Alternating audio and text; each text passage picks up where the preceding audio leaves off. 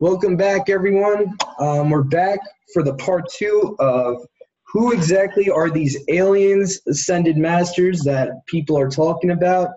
Especially if you are a New Ager, you're probably acquainted with those titles, or if you're into ancient astronaut theories, you're probably acquainted with those titles. So we're going to go now and finish this study up here. And who are the aliens, the grays, and these little skinny green guys that kind of look like frogs? So who exactly are they? I would assert that Revelation 16 tells you. So we're going to go to Revelations chapter 16, verse 13. After I read that, I'm going to show you an illustration of that verse I found on Pinterest, which I believe is pretty accurate of this verse. It says, Revelation 16, verse 13, and I saw three unclean spirits, and I would like to assert here, this is the only time you'll find a trinity in the scripture. Three unclean spirits, like frogs, come out of the mouth of the dragon, Satan, out of the mouth of the beast, who we believe to be Nimrod, most of us in our group, and out of the false prophet, who possibly could be, Pope Francis, possibly, in my opinion. And it says they are spirits of demons. The next verse even gives you some context, for they are the spirits of demons working miracles which go forth into the kings of the earth and of the whole world. So it's very possible these same demons would be going at that time period, would be going unto the kings of the earth, the 10 kings. So they would be influencing the 10 kings that are spoken about in prophecy. And it says that they would go out into the whole world to gather them to the battle of the great day of Yahuwah, the Almighty. So that's the context there. So that's Revelation 16, 13 to 14. Now let me just find that picture, if I can find that real quick. It's I think it's from Pinterest, if I'm not mistaken, that I found it. Revelation 16, 13. And here we go. Where is it? Pinterest. I might have to actually go on Pinterest. Here we go. Let's try to scroll over a bit. That's as big as I can get it, unfortunately. But as you can see here, the little green alien on the bottom, same eyes, same nose, similar mouth, similar face. So just something to think about, something to ponder. Revelations, sorry about that, just read Revelations. So Proverbs chapter 2, verse 18. Now we're going to deal with a word that has been translated just as the dead, most Bibles. So you can't really get this revelation if you just have a regular King James or what have it. But according to the Strongs, the root word here is Rapha, which is the root word for the Hebrew word for giant, which is Raphaim, or in your Masoretic text, Bibles would have it translated as Rephaim. So we're going to go to some verses here. Proverbs chapter 2, verse 18.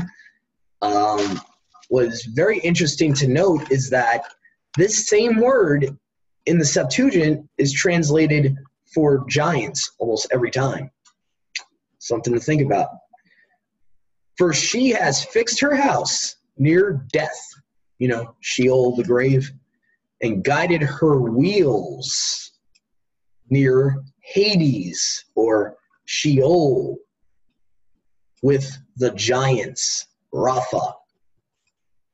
So again, and if you look up this word in the Strongs here, for our brothers and sisters that like to go deep into it, so you can look up right here, Rapha, okay, which means dead. It can be used as dead and deceased, but number one definition, a ghost. So a spirit of the dead, possibly. And I would assert it's the spirits of the dead giants And you can actually literally get that from the Book of Enoch, but we'll save that for the end of these verses to show that we're mainly using, Genesis to Revelations as our support for this. Job chapter 26:5 is the next one where you'll see the same word, Rapha. And it says, it's a pretty interesting verse, especially in the Septuagint. It says here, Brenton's English Septuagint, shall giants be born from under the water and the inhabitants thereof? Meaning, shall giants be, created from under the water? Probably talking about the waters of the abyss, possibly. So very interesting. So again, I would assert, according to the Strongs, that Rapha is referring to ghosts of the giants, the unclean spirits that come from the dead giants. So here we go. And again, we got Proverbs chapter 21, verse 16. So another one from Proverbs. And I'm mainly going to be using the Septuagint because it actually translates it a little bit more specific instead of just the dead. A man that wanders out of the way of righteousness shall rest in the congregation of giants. Now that's pretty scary. And to me, I might want to beware of sinning there. That would make me definitely not want to sin. Isaiah chapter 14, verse 19 is another one. Here we go here. And I think I'll use the Scriptures 1990 for this one. I'm just curious here what they translate it as in this here. It says, but you have been thrown from your grave like an abominable branch, like the garment of those who are slain, thrust through with a sword. And I think this is where I messed up. I think it was supposed to be verse 9. Yeah, my bad. It's actually supposed to be verse 9. Sorry about that. It says, Sheol from beneath is provoked to meet you. Sounds like the pit is actually alive there. All the great ones that have ruled over the earth have risen up together against you. They that have raised up from their thrones all the kings of the nations. And what's interesting is in the Masoretic text, it just says the dead.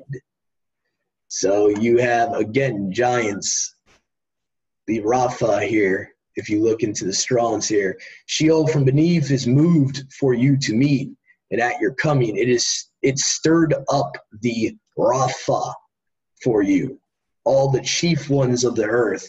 Maybe he's talking about, the spirits of the men of renown, possibly, the chief ones.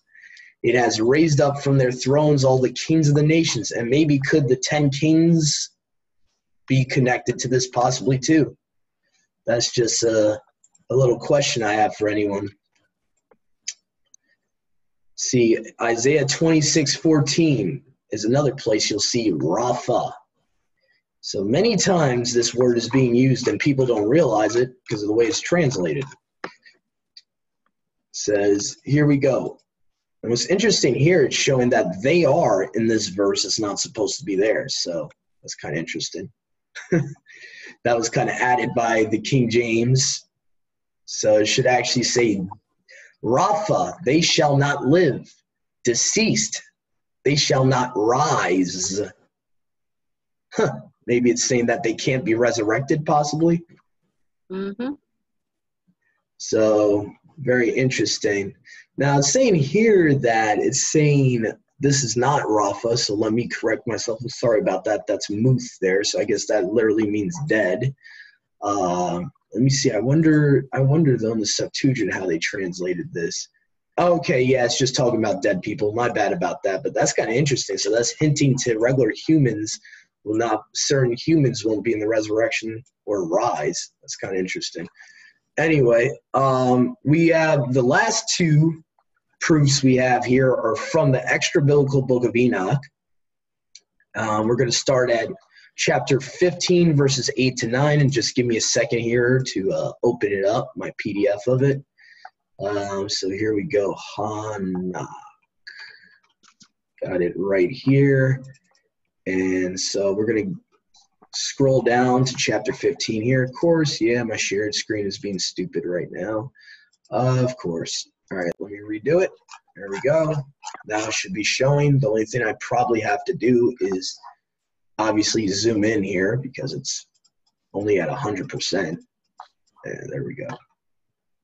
Now it's a little bit more visible. All right, so here we go. And it says, now we're going to scroll to verse 8, I believe, in this chapter. It says, and now the giants, the Rapha, who are produced from the spirits and flesh, shall be called evil spirits upon the earth, and the earth shall be their dwelling. Evil spirits have proceeded from their bodies, because they are born from men, and from the Kadash watchers is their beginning and primal origin. They shall be evil spirits on the earth, and evil spirits shall they be called. As for the spirits of the heavens, in the Shamim shall be their dwelling, but as for the spirits of the earth, which were born on earth shall be their dwelling. So even in the next verse, it kind of hints and alludes, like what we know in modern terminology as ghosts. You know, they're always roaming around and they have no place to go. You know, that's not too far from the truth. These giants, their spirits have nowhere to go. They're not terrestrial, they're not celestial at the same time. They're like in between worlds in a way. They, you know, they have nowhere appointed place other than, you know, the pit or, you know, roaming around on earth. You know, so let's see, let's go to the next chapter here. Chapter 16, verse 11 gives us even more context here.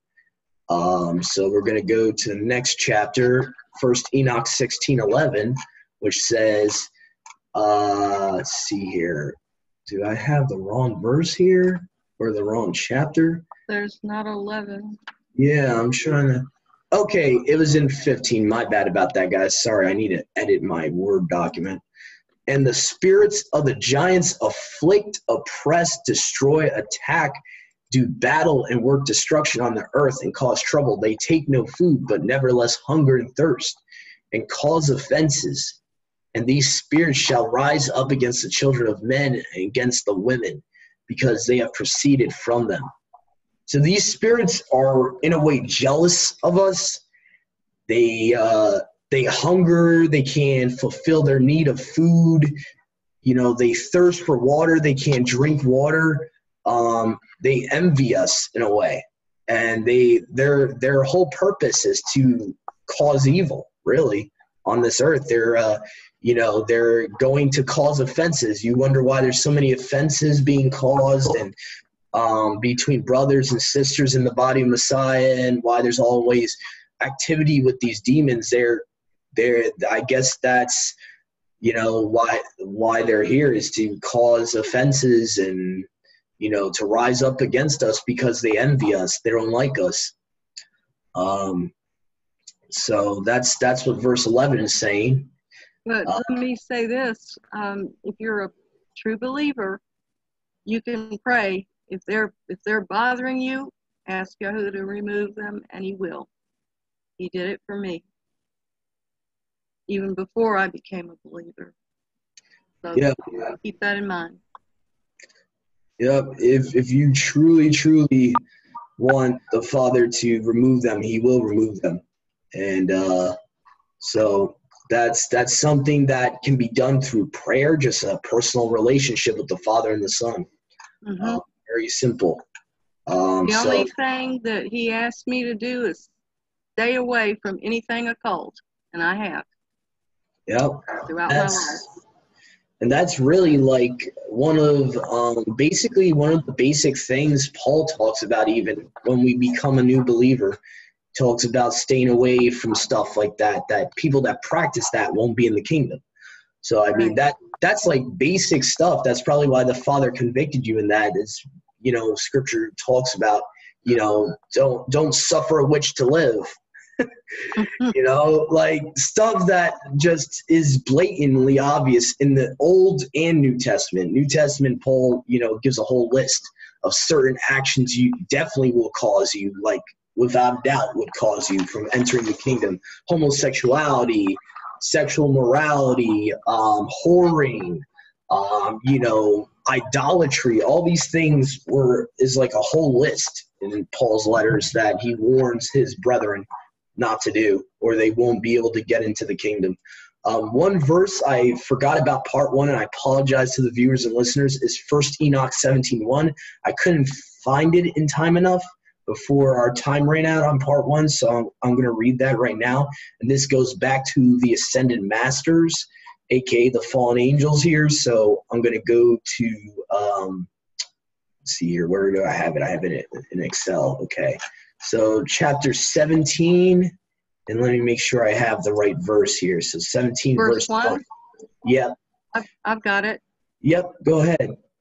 And they took and brought me to a place in which those who were there were like flaming fire, and when they wished or desired, they appeared as men. So as Shoshana just read for us, and thank you, sis, that shows that extra biblical texts and the scriptures both show this concept that most of the time Malachim will appear as men. They choose to actually appear as men. So this is, and it's not just the bad angels, the good angels Yahuwah allows to appear as men for whatever reason. And there's many theories why this could happen. Maybe a celestial being has to take on human flesh to dwell in our sinful world. Possibly there might be a concept of you need to take on a body of corruption to be on this earth at this time period, because our earth is fallen right now. It's in a fallen state. So that's kind of a theory of mine. I don't really have proof of that in scripture, but that's possibly why Yahusha, being a celestial being, became terrestrial. You see a lot of that where the celestial beings appear as men, or actually Yahusha literally actually became a human. So also, let me say this. Evidently, the angel Gabriel, who appeared to Miriam, did not appear as a human, and she was afraid. And so was her husband to be, Joseph. And they had to be told, do not be afraid. So I think that's one reason they appear as men, because we fear their true appearance. Yeah, that's a very interesting point you brought up. And what's interesting about that is that that's the only time really we see that. That's the only time I can remember actually seeing them appear as themselves in their own form. So that's kind of interesting to me. That there must have been a purpose for that, or maybe the Father told them, you don't have to appear as men to them, or it's kind of interesting because you had Gabriel appear in his own form to Miriam, and then when Joseph was being visited, he was actually being visited by pre-incarnate Messiah, which is kind of interesting. In my opinion, I believe it was pre-incarnate Messiah, because if you look at the wordage, it says, in some translations, it will have it in bold, all caps, the angel of Yahuwah. So it's kind of interesting that her and Joseph might have been like the only two people I can remember that were visited. I mean, other than visions, like physically an angel visited them in their original angelic form. Usually that doesn't happen. So that's kind of interesting. That's definitely something I should look into more. That's pretty cool. That's a great find, sister. So I think unless anyone else, I'm going to leave some time here for our brothers and sisters to add anything you would like to add. I'm pretty much went through all the scriptures that I had for this study, so anything you guys would like to add would be greatly appreciated. I think I've given you everything I have. All right. Brother Dennis, Sister Sally, anything, or Brother Tobiah, I know you just muted yourself, but if you have anything to add, you can add something if you like to. There's one thing I'd like to add. Speaking of the demon spirits, wanting to inhabit a body, That's one reason why when Yahushua would cast them out, he would send them to dry, waterless places. That's a good point. Very interesting too. That kind of brings up a lot of other stuff with the Transformers. You actually brought up a point with the movie Transformers. There's a lot of times that the Transformers would be transported in a portal to a barren land. So that's kind of interesting you brought that up too. So even the fallen angels, technically, you know, what I believe the Transformers represent are actually the fallen angels, because the first movie had meteors shoot down from the sky, from the heavens, and they were the meteors that hit the earth. So a lot of times you'll see that in movies and in songs, they're in secular music, you know, they show that fallen angels are like shooting stars or meteors. So it's very interesting you brought up the barren land point, because a lot of times in scripture, barren land is always talking about the wicked, not just demon spirits. It's actually talking about people that serve Satan in a way. Because it talks about, you know, the wicked will be in the barren land, but those that are righteous will, you know, be in lands with trees flourishing and grass. And Yahuwah talks about that he'll turn the barren land, the barren wastelands, into flowing waters, flowing rivers. So sometimes the barren lands can even just refer to wickedness. And refer to where the wicked would dwell. And so that's kind of interesting you brought that up. But great point, Brother Dennis. That was a great point. Sister Sally, do you have anything you would like to add or anything? They never give up. The ES will never give up on a person. They'll keep afflicting and trying to get to that person their whole entire life, especially believers. Yeah. That's why you have to pray. We just earnestly. have to be diligent. We have to be diligent and try to stay on top of them at all times. Mm-hmm. Practicing it took me spiritual life. one earnest prayer to get rid of them, and you can do it too. I've been practicing spiritual warfare for many years, but it seems like there's always more of them. They never go completely away. It's been my experience. Mm-hmm. Sometimes it takes a lot of prayer and fasting. Sometimes it takes a lot of, and people to be in your presence also. Anyone that's listening, people to actually lay hands on you in your presence, that helps too. We're in a situation right now where we're not all together. Obviously, anyone that sees our studies, we're not physically together. So that's a whole nother topic, why it's sometimes harder than usual, because you don't have any fellow brethren near you putting hands over you and praying for you. You know, Jacob, the half brother of Yahushua, says it. You know, you're not supposed to go and get pharmakeia if you're sick. You have the believers, you know, the leaders of the group even, to pray over you, and the person would be made whole by the belief and trust in the Father. Another thing too is we got to keep in mind to have trust that He can do it. Any little doubt of trust, it won't happen. That's why Yahushua says, you know, when you pray to the Father in my name, you have to believe that or trust that it will be done, that He can do it. So he kind of hints around that, you know, basically if you don't have 110% belief that He can do it, it might not be done because of lack of, you know, what Christianity calls lack of faith, basically, you know,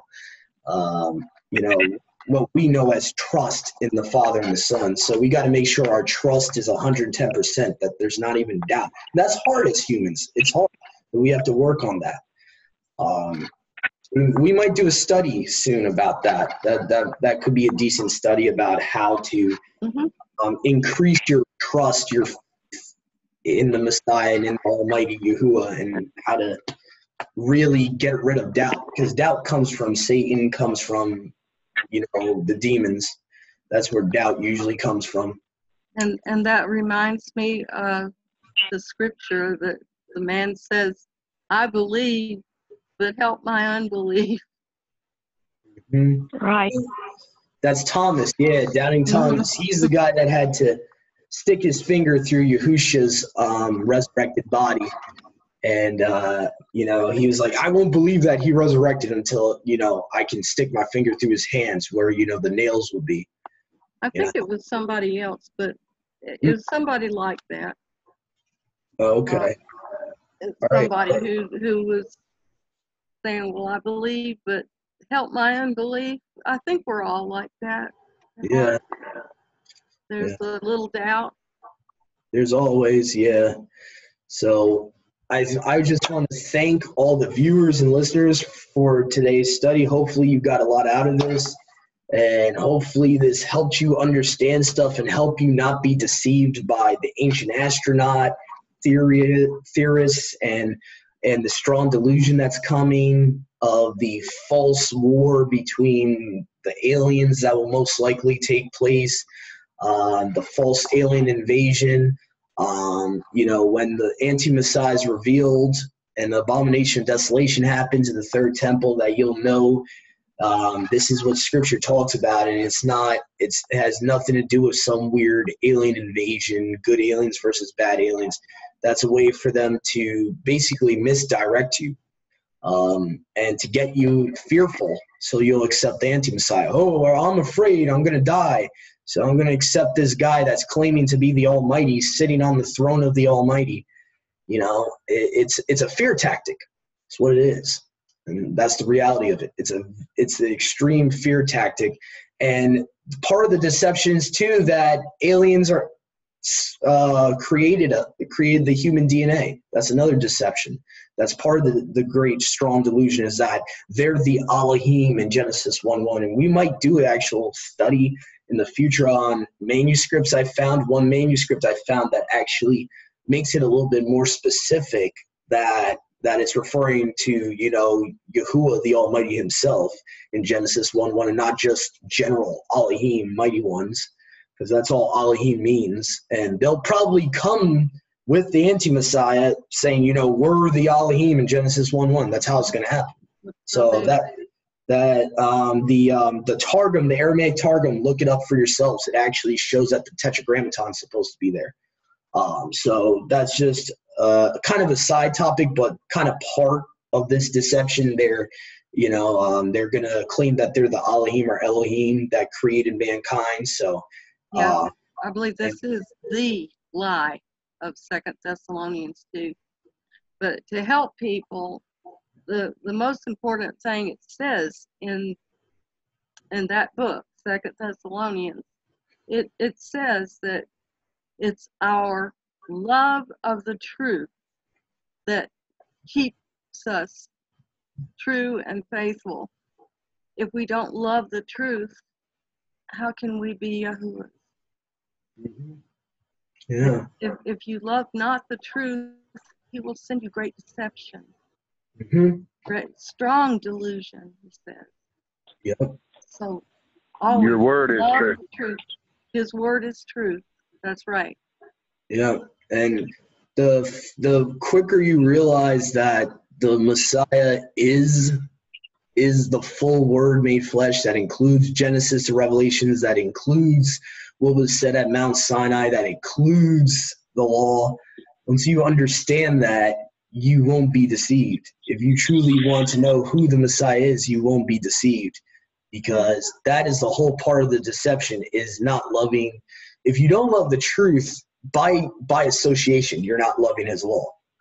Whether you realize it or not, you're the carnal mind is enmity against his commands. So if you don't love the Messiah, by definition, you're also not loving the law, because the Messiah is the law made flesh. So if you don't love his law, you're not loving Messiah. Yeah, it goes both ways. Yep. So thank you for joining us today. Hopefully, I know this was a lot. We kind of had a tad bit of rabbit trails, but not as bad as usual. Hopefully, it was a great study for y'all, and to all of our brothers and sisters out there joining in, Shabbat Shalom. And Goodbye. please reach out to us. Reach out to my sister's page on Facebook if you need fellowship or you have any questions that you would like us to answer. For thelostsheep.com, that's the number 4, thelostsheep.com, all one word. You can find our group page that I've created for us, Awakened by Yahuwah Assembly in Yahuwah Almighty / Yahusha Messiah. So you can find us there too. But have a great rest of your Shabbat to all our brothers and sisters. Shalom. All right. And please don't forget to like and subscribe. I almost forgot to say that. Thank you. Shalom.